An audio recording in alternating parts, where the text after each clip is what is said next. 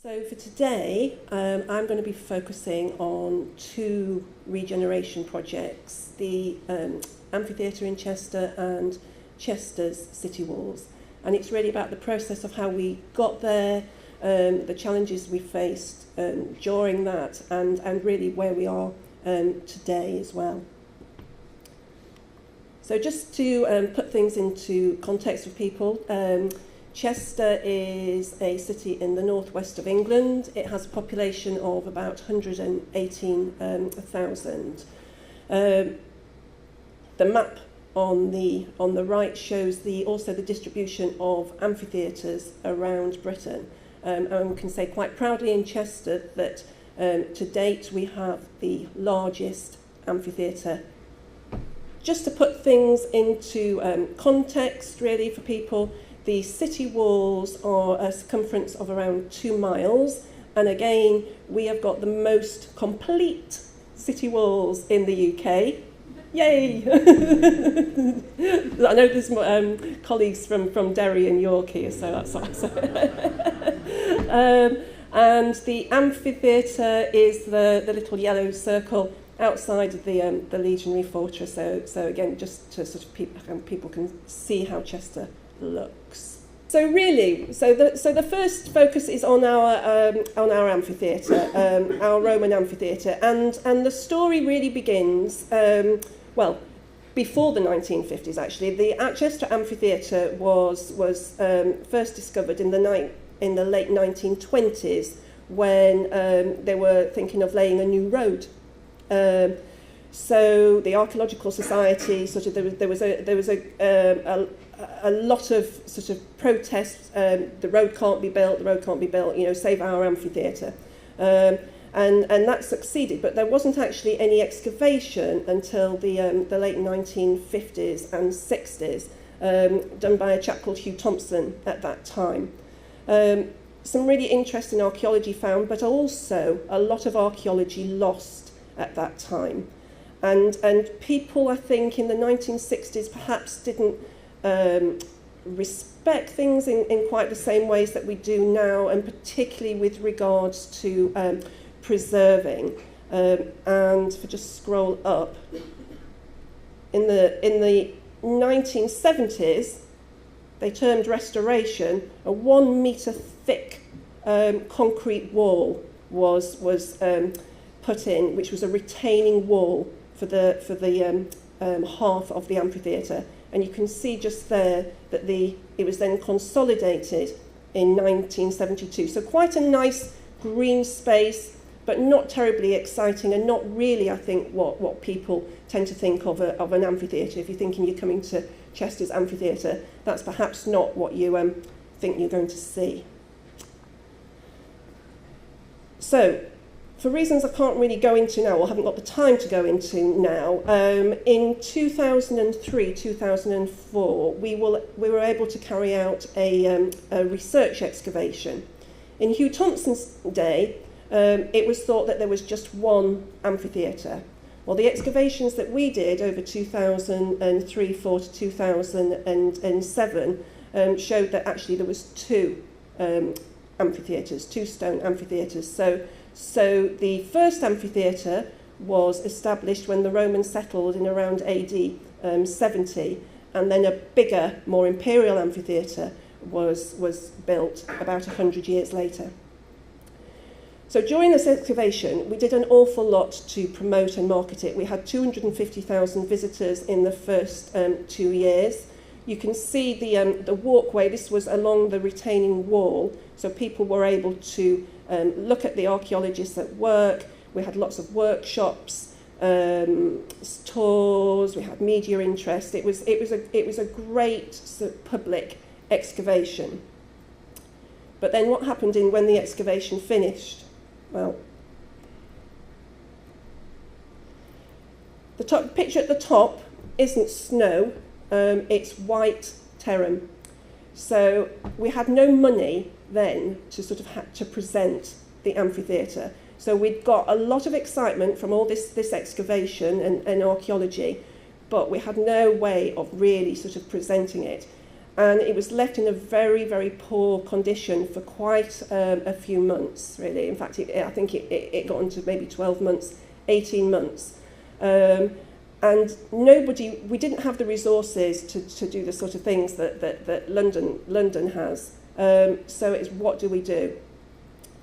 So a group of us got together. There was archaeologists, heritage professionals, a landscape team to come up with some sort of quite low-level sort of landscaping and interpretation. But what we've done, I think, has really improved the monument's presentation. It is low-key. We could do a lot more with resources, but I think over the next couple of slides, hopefully you'll see what we've achieved. So, one of the things that we wanted to do was sort of show that Chester had two amphitheatres. So there were the landscape architects. You can see these sort of like these little cobbled areas, but what they show is where the two walls of each amphitheatre. So the inner wall was the first amphitheatre, the outer wall was the second amphitheatre. We also had, if you can see those little white marks, that's the timber griddage, so it sort of indicates where the seating was. And then we've also got some very nice interpretation panels. We've got a welcome sign, and we've got a bronze model of how the amphitheatre would have looked. And the other thing I think that works really, really well, and we opened up to a competition, was on this retaining wall, which was just a plain white concrete wall, was an artist's impression, a trompe-l'oeil really, as it were, as to what the other half of the amphitheatre would have looked like. And we tried to sort of think, well, what should we have on that wall? And this is where the competition was. And it was like, well, should it just be shown as a green space, or should we have fighting gladiators, or what? But what we were aware of is that we wanted the amphitheatre to be used for different things and different events. Now, it might be that it was used for a Roman event, but if somebody wanted a concert down there, we didn't want something on this retaining wall distracting too much from what was going on in the amphitheatre. So what won in the end was the competition here to have to show what the other half of the amphitheatre might have looked like. And it's hard to show on images, but once you're there, I think you can really sort of get a good impression of what the other half of the amphitheatre would look like. Now, and here I think you can see a little bit how the retaining walls work. Now, the building that you see there in the background is a building called D House, and that is a 18th century listed building. Now, people got very excited about the amphitheatre, and they've seen that what we've done and what we could do, and they now want us to excavate the other half of the amphitheatre. And again, I could do a whole presentation as to why the arguments for not excavating the other half of the amphitheatre. But really, the question is, should we be demolishing a historic building, a listed building, to excavate the other half of the amphitheatre? That's a picture of how it looked. And also what I just want to show is the sort of the environment around the amphitheatre. Now, we had a series of mansion houses, and the only surviving mansion houses that we have now are those in the black writing. So we have D House, we have Bishop's Palace, and we have St John's Church. All the other buildings, all the other houses have been demolished. If they were all still standing, what a lovely vista we would have had. And would people really want to demolish all those houses to excavate the other half of the amphitheatre? And it's what we have to think about is what people are in this time almost imposing what people in the future can or cannot see. So I just want to sort of leave that question with you. The other half part of my talk is to do with is Chester City walls. So we fast forward to 2009, and we were approached by Utrecht in the Netherlands to see if we wanted to be involved in a European project that the aim was to demonstrate best practice in using archaeology for tourism and economic development. Each partner had their own specific project or investment, and Chester was our city walls and towers. And we had the ambitious target of making Chester the best urban heritage trail in Britain, well, in Europe, really. I should say that the city walls is a scheduled monument, and also the towers themselves are also scheduled monuments, and they're listed buildings as well.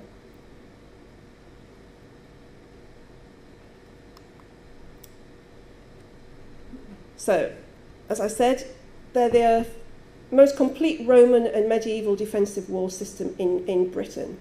Now, we had this money from Europe. We had €1.5 million or pounds. I think it's £1.5 million to spend on enhancements. It wasn't to do with repair works. That was seen as a responsibility of the local city. This was all about enhancing, but there was no clear brief. So very, very unusual really to be given money, but we didn't actually have a brief as to what to do with it and how to do it. So we appointed some consultants. We appointed conservation architects, Donald Insel Associates, to work with us. And following consultation and site analysis, a number of sites were identified in a feasibility study. And during that consultation period, three things came out, what people want, really. And what people want is, or what people wanted from Chester City Walls, certainly, was they wanted a loo, they wanted a brew, and they wanted a view. That was the three most important things for people. So we looked at all these areas, and it became a bit of a wish list. There were certain points that we think, yeah, that would be really great to do, and looking at maybe having a toilet or cafe facilities. But again, you know, remember we're working with a scheduled monument here. And even though we had quite a lot of money, still quite limited as to what we could deliver. But we identified a few towers, King Charles Tower, Water Tower, Morgan's Mount, and also a point at Chester Racecourse where people tend to feel that they are off the city walls when they're actually not. They're still on the walkway. So we sort of prioritised and decided what we were going to focus on. So like I said, our vision, our aim was to create one of the best historic city trails in Europe. You know, let's aim high, and I think we're still sort of working on that. But what we wanted was to have high quality architecture, interpretation, and for the walls to be maintained and for its intrinsic appeal to still be there. But what we also needed to understand was who used the walls, how were they used. The Chester City Walls are a public highway. They're not closed at night or anything, so people walk the walls at any time. So we commissioned a study by Jura consultants who are based up in Scotland, and this is in somewhat they came up with. So nearly 3 million people walk the walls per annum, and you can see how it's broken down. And the gross expenditure, the average trip per person is £45, and the total annual expenditure of all visitors to Chester City Walls is 123 million. So that was really, really useful information for us. And who are all these people, and who were, or who are, is our target audience? Well, you can see that it is everybody, really. So from local residents who perhaps might be using the walls as from getting to A to B, to visitors with specific interest in their history, to visitors with little interest in their history. So we had a real challenge how we create a vibrant public space with a scheduled monument, all these people. So The first thing we looked at was architectural interventions.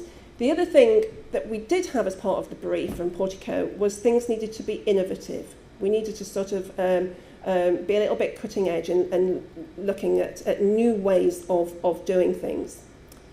So the tower here is called King Charles Tower, and it had been closed for about 15 years, and you can see the image underneath. The reason why it had been closed was basically the upper chamber was collapsing inwards, so it just had a strut prop holding the roof up. So what we wanted to come up was an innovative way of doing those repairs and maintenance, keeping the building upright, but allowing them people to come into the building. So you can see we've got this sort of like steel spider's web.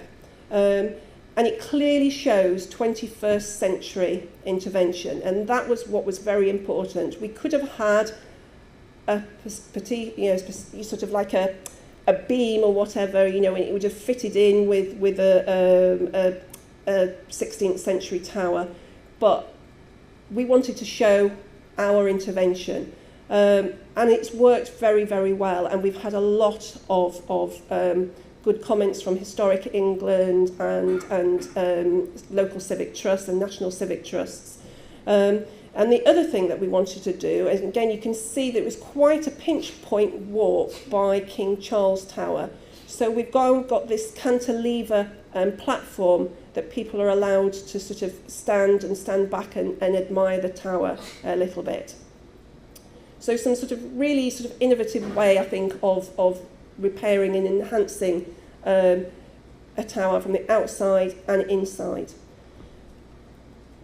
The other thing that we've got to the right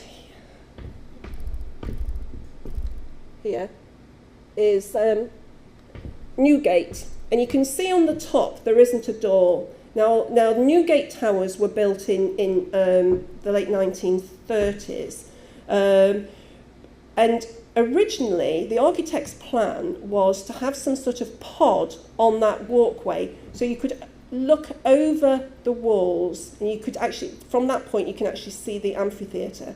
So it was sort of like some steel pod. It was a little bit out there, but would have worked, and it got approval by the planners, but then when it went to committee, it got rejected by the local councillors. In fact, one of the councillors said, wouldn't it be better to have a chariot up on the top, and people could sit on a chariot? What we realised was we did a lot of consultation with local stakeholders, but we hadn't really presented our vision to the council, our vision as a whole to the council. So this was a real sort of turning point for us, and we then did a presentation to full council to sort of trying to get them to understand our aims and objectives. So we came up with a new proposal, and now in that Newgate you can actually walk in, sit down, there's some interpretive sound in there, and it is a place for people to rest and have a view. Maybe not a brew, but a brew is a bit not too far away. The other thing we were looking at, of course, was the interpretation and the stories that we wanted to tell along the walls. There were interpretation panels along the city walls.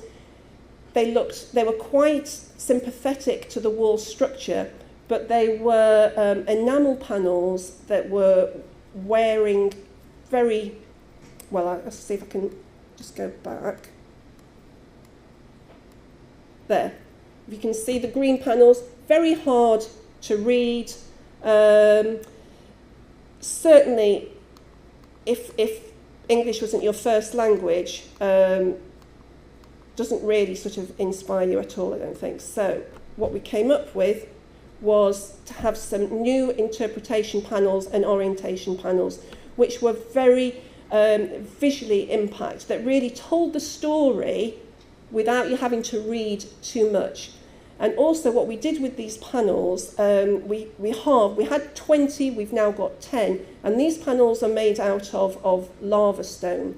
So a very innovative product. It's the first time, as far as we were aware then, that lava stone had been used for interpretation panels within the UK. They are basically guaranteed for 50 years. The colours won't fade because the enamelling it's enamelling that's fired into the stone.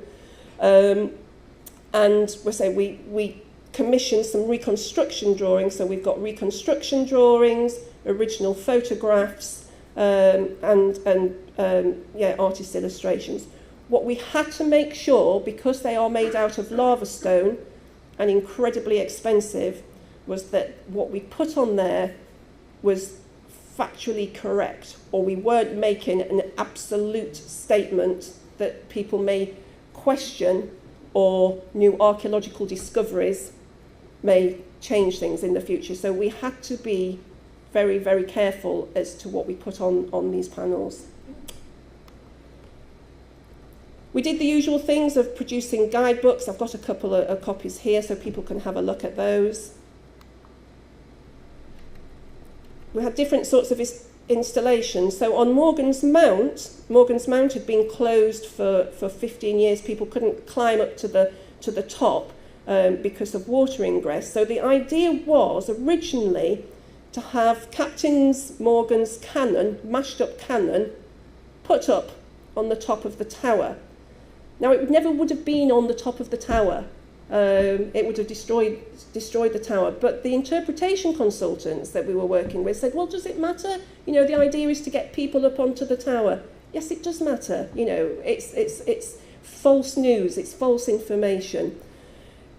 So in the end, the cannon went on the embankment at the bottom, but it wasn't for archaeological or heritage reasons that it won, it was from health and safety.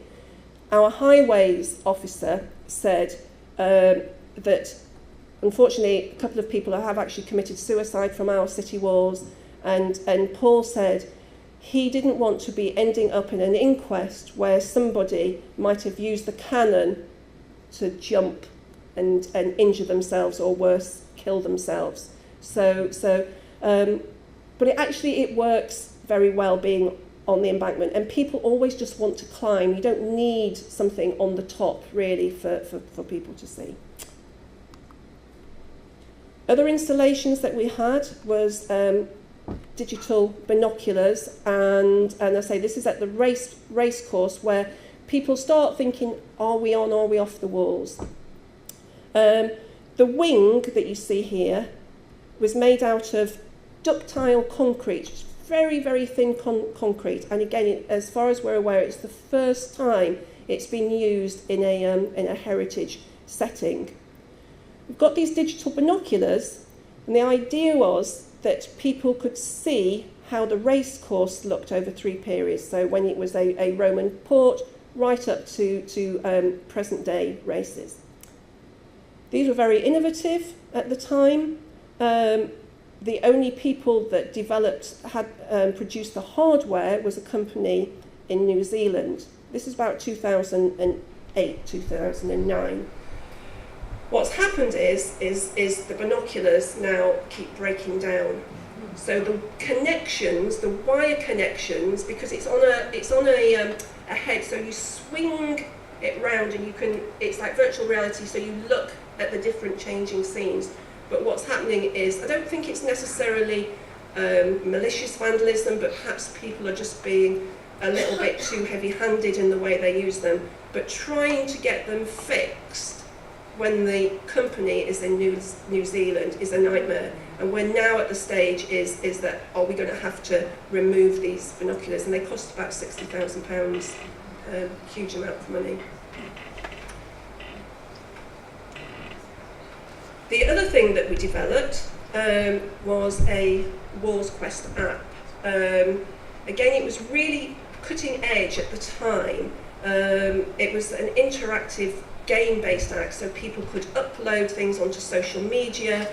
And you can see that image there, 2005, 2013. I think that was at it's a fairly famous image that I know people use. I think it was perhaps at the inauguration of the Pope. 2005, nobody with mobile phones. 2013, everybody with their mobile phones. We were producing this in about 2007, 2008, so it was just on the start of this cutting edge stuff. What's happened now is that the Walls Quest app is not working, and it's only not working, it's only stopped working in the last couple of months, and the reason is because of the general protection data regulations, if I've got that the right way around, and because it's a social media app, people can't just upload things onto Facebook or Instagram anymore, and it's something that we didn't foresee at the time, and I made inquiries as to how much it would be to fix this, and they said it would be about £15,000. Well, you might as well develop a new app for that. So again, that is something that we're going to have to be looking at in the next 6 months. So, what have we spent? Spent since 2008. £3 million plus has been spent on repairs and maintenance. It's still being spent. £1.5 million on regeneration through the portico project. Really quickly. But what are the walls worth? We did a heritage build cost, so to replace the city walls, this isn't the historic value, but to rebuild their walls brick by brick would cost £551 million. But what is the economic benefit they bring? Well, it's £25 million per year. And this is what we use for our politicians, really. This is why the walls are worth investing in and carrying on with. We've won European Accessible City Awards, but just very briefly the conclusions as to what have we learnt. A long-term strategic approach has clearly benefited us. Digital technology is definitely not always the best solution. Consultation needed at every stage for every asset. Sophie said before, developing a long-term relationship with consultants, having that relationship with consultants is so, so important. And the final point really is that we've not formally evaluated the impact of all the interventions. We did a lot of formative evaluation, but not summative evaluation. But from anecdotal evidence, we do believe it has been significant. And the TripAdvisor quote there is something I just found literally a day before we came to Kilkenny. So hopefully we have achieved what we were hoping to set out to do. So. Thank you very much.